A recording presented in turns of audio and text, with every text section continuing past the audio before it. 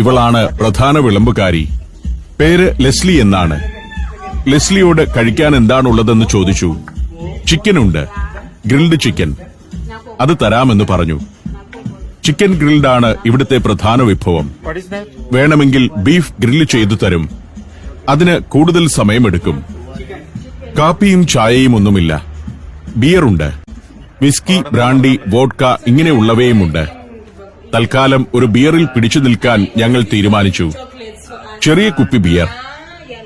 ഒരു ജ്യൂസിനും 2 ബിയറിനും കൂടി ഏതാണ്ട് $5 വിളമ്പുകാരിക്ക് ടിപ്സ് ഡോളറിൽ തന്നെ വേണം.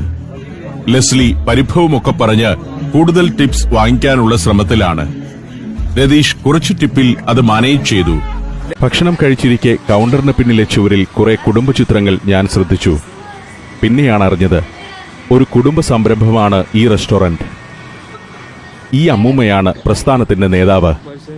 നടക്കാൻ വയ്യാതായി, എന്നാലും ഒരു മേൽനോട്ടക്കാരിയായി എന്നും ഇവിടെ ഉണ്ടാകും. വസിലിക്കി എന്നാണ് പേര്. അമ്മൂമ്മയുടെ വിവാഹ ഫോട്ടോയാണ് ഇത്. അവരുടെയും ഭർത്താവിന്റെയും പല പ്രായത്തിലെ ഫോട്ടോകൾ ഇതിലുണ്ട്.